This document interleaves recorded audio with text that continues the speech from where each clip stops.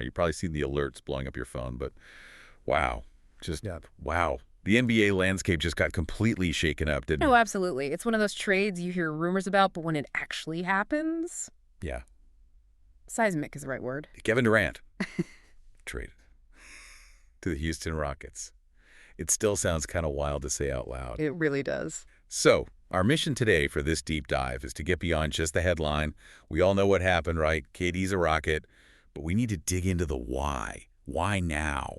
Why these teams? But what it means going forward. Exactly. What happens next? Because this move, it instantly makes the Rockets a serious contender. It completely changes the power balance, especially in the West. Yeah, it really does. And, gotta give props to the reporters, the insiders like Shams Charania, Adrian Wojnarowski. They were all over the details as this thing came together. Absolutely. The reporting is going to be crucial as we try and piece this all together. For sure. Okay, so let's dive in. Kevin Durant to Houston. Huge headline. But what were the actual nuts and bolts of this deal? What did each side get? Well, it was pretty complex, as these big ones always are. So Houston, obviously, they get the main prize. Kevin Durant from Phoenix, that's the franchise-altering piece right there. It's the Slim Reaper himself? Yep. And then Phoenix, in return, they get quite a haul back. They get 2 key young players from Houston, Alperen Sengun. Oh, wow, Senga. Yes, Sengun, the playmaking center with huge upside, and Jalen Green, the dynamic scorer. Okay, so real talent coming back. Definitely. Plus, they get a ton of draft capital back, which they desperately needed. 3 unprotected first-round picks from Houston. The word is it's likely 2027, 2029, and 2031. Unprotected. That's huge. Huge. And 2 pick swaps on top of that, probably 2028 and 2030. And it looks like Dillon Brooks is also heading to Phoenix, probably through a sign-and trade or maybe an extension first. Wow. Okay, so for Houston, this is the definition of all in, isn't it? They're pushing all their chips to the middle of the table. Absolutely. They're sacrificing a lot of their future flexibility, those young guys, those picks, for a shot at the title now. Which puts immense pressure on them, right? Yeah. Like, this has to work, and probably pretty quickly. Yeah, the window with Durant isn't infinite. There's definitely pressure to win big starting next season. So let's flip it. Why did Phoenix do this? I mean, they put together that big 3 not that long ago. What happened? Well, it just didn't work out, did it? That experiment with Durant, Devin Booker, and Bradley Beal, they invested a ton of money, traded away a ton of picks. Yeah, they gave up a lot. They did. And they just didn't get the results. They didn't make a deep playoff run last season. And it felt like they'd kind of hit a ceiling, an expensive one at that. So this trade was almost necessary for them. You could argue that. I think there were 3 main reasons. First, like we said, getting back draft capital and young talent. They had basically emptied the cupboards. Getting Sengun and Green gives them 2 really promising young guys to build around. Plus, all those future picks, it restocks the assets. Okay, asset replenishment. Makes sense. Second, financial flexibility. Durant's contract is massive, right? We're talking over $50 million per year for the next couple of years. Right, huge number. Moving that money gives them breathing room under the cap. Real breathing room. It allows them to potentially build a more balanced roster around Booker and Beal, maybe add depth they couldn't afford before. Right, they were pretty top-heavy. Exactly. And third, it's just a reset of their timeline. They're shifting from this win now at all costs mode with an older core to developing a younger group alongside Booker. It's a pivot towards maybe more sustained competitiveness down the line rather than this short-term gamble. So for the Suns, it's kind of like taking a step back to hopefully take 2 steps forward later. Yeah. A strategic pivot, rebuild, whatever you want to call it. They get younger, get picks, get flexible. Some set up pretty well, yeah. Okay, now, Houston. This is where it gets really interesting, I think. For them, this feels like the finish line of that long rebuild they went through. It absolutely does. Ownership, Rafael Stone, Coach Udoka, they clearly decided the time to wait is over. The time to win is now. And they had some nice young pieces already, right, before this trade. Oh, yeah. A really promising group. You had Amen Thompson coming off a great rookie year, super athletic, great passer, defender. Jabari Smith Jr. developing that shot in defense. Tari Eason, a defensive menace. Red Van Vliet running the show. Van Vliet for veteran leadership, exactly. Reed Shepherd maybe coming in via the draft with that shooting. And Dillon Brooks, whose toughness Udoka clearly values. So a good young core, but they needed the guy. That's it. Durant is the guy. He's the missing piece. His scoring ability is just off the charts, elite shooting, can create his own shot anytime. He instantly makes their offense incredibly dangerous. And that gravity effect too, right? Defenses just have to warp around him. Totally. Think about it. Defenses have to pay so much attention to KD. That just opens up everything for everyone else. Easier shots for Jabari, clearer lanes for Amen to drive. It changes the whole geometry of the court. Plus the experience he brings. Oh, massively important. 2 championships with the Warriors. He knows what it takes to win at the highest level. That kind of leadership, that presence in the locker room for young guys like Thompson and Smith Jr., you can't put a price on that. So the bottom line for Houston is they're not hoping for the playoffs anymore. They're aiming for the whole thing. Immediately. They are right in the mix, a legitimate contender in the West, aiming for a deep playoff run, maybe even the finals. And with Ime Udoka coaching, Yeah. he loves defense, he's intense. How do you see KD fitting into that? Can they be elite on both ends? That's going to be fascinating to watch. Udoka will demand defensive effort. Durant's a capable defender when engaged.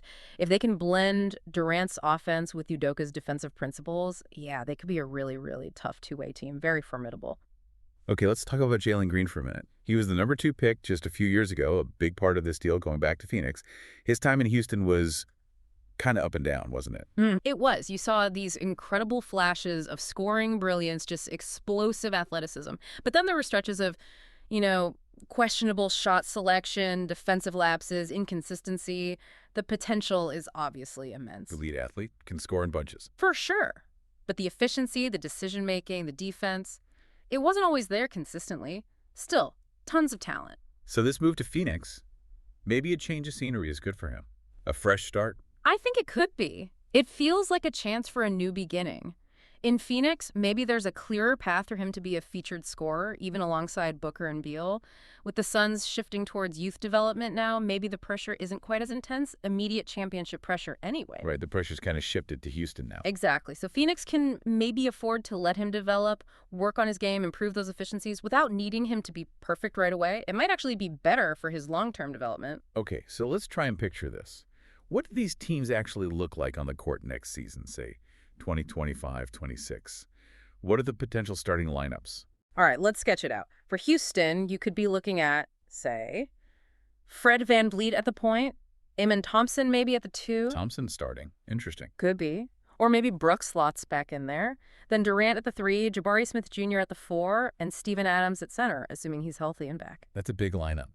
Lot to Huge length, yeah. VanVleet, Thompson, Durant, Smith Jr., Adams. That's versatile. And then off the bench, you still got guys like Dylan Brooks if he comes off the bench, Tari Eason, maybe Reed Shepherd. It's a deep, talented team now. A lead scoring potential. Okay. And Phoenix, what's left after the dust settles? Well, their backcourt is still potent, right? Yeah. Devin Booker, Bradley Beal. You slot Jalen Green in there, probably at the 3, and Alperen Sengun takes over at center. Okay. What about power forward? That's the big question mark. They've got a hole there, but now they have that cap flexibility we talked about and those draft picks. They'll be looking to fill that spot, add more defense, more depth. But that core of Booker, Beal, Green, and Sengun has a lot of offensive firepower. Just different. More focused on the future, perhaps. Definitely different. Let's zoom out a bit. What does this mean for KD's legacy? This is team number 4, is it? 5 if you count the Sonics separately. Yeah, Sonics, Thunder, Warriors, Nets, Suns, and now Rockets. It's his 5th jersey, technically. Look, his legacy as one of the all-time great scorers, one of the most purely talented players ever. It's secure, right? Unquestionably. But this move, joining another team, a younger team this time, it just reinforces his relentless pursuit of more championships. He's clearly not content. And remember, he's still got significant contract commitment, about $51 million next year, nearly $55 the year after, then a player option. So he's committed to this Rockets run. Yeah. And the market reaction was instant, right? Vegas odds shifted immediately. Oh, yeah.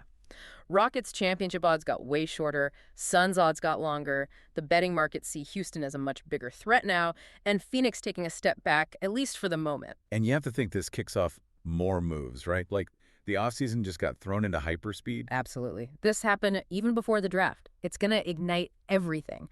Teams that wanted Durant might pivot. Other stars might become available. Woj and Shams are probably not sleeping much right now. Yeah, their phones must be melting. You wonder if this puts pressure on other contenders too. Like, does Milwaukee feel more pressure regarding Giannis rumors, even if it's unrelated? It just heats everything up. It definitely raises the temperature across the league. Everyone's reevaluating. And it's worth remembering, Amidst all the strategy and picks and money, there's a human side. KD, Jalen Green, Sengun, Brooks.